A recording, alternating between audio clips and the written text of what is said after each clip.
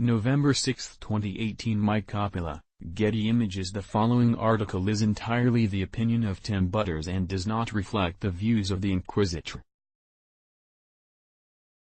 Just how deep does the president's appreciation of 1980s hair rock go? Never one to keep an opinion to himself when it can be vehemently shared with the world. Guns N' Roses singer Axl Rose recently lashed out at President Trump for having the audacity to play Sweet Child O' Mine at a rally in West Virginia.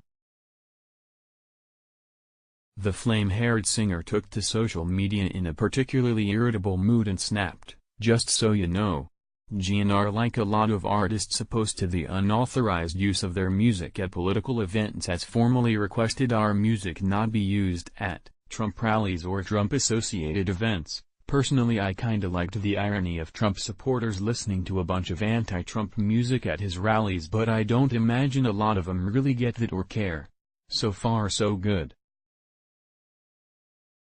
It's Axl's music and everyone's entitled to an opinion. Here's the rub. Axl's tirades against Trump are probably upsetting the big man more than the Guns N' Roses singer knows, because the president once liked to think of himself as the Axl Rose of politics. As we travel down life's highways and byways, the sight of something unpleasant and upsetting often catches our eye in the rearview mirror, and temporarily ruins the journey. For some, Donald Trump is that toxic unpleasantness, which once witnessed, sits heavily in our stomach, like a prime slice of undigested offal or super-strength bacteria, that remains curiously immune to the most potent antibiotics.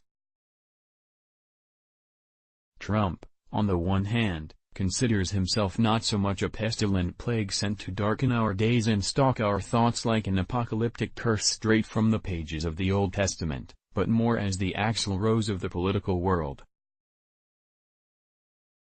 Now, while you can call Axl Rose a lot of things, to call him Donald Trump is beyond the pale. Chip Somatavilla, Getty Images. But that's exactly what Trump did in not so many words, according to former Guns N' Roses manager Doug Goldstein. Think Donald Trump, and you think flabby features, a peculiar hairdo, ill-fitting suits, the spoiled perfumed aroma of low-level corruption, and a slightly nasal whine which keeps on whining. But when Trump looks in the mirror, he doesn't see a portly president gone to seed. He sees a lycra short-clad rock-and-roll wildman who once fronted the most dangerous band in the band and could have his pick of all the slick chicks.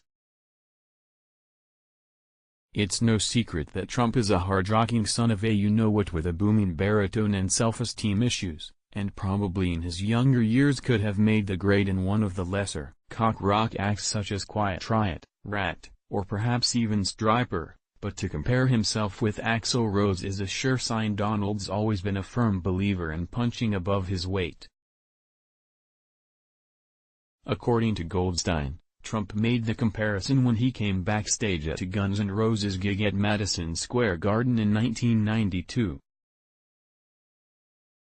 "We're playing 5 shows at Madison Square Garden in 1992. I hear, is Doug Goldstein around?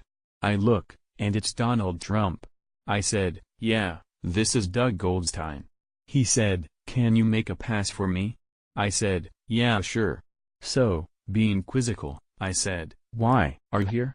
He said, I want to meet the Donald Trump of rock and roll. I said, I give up.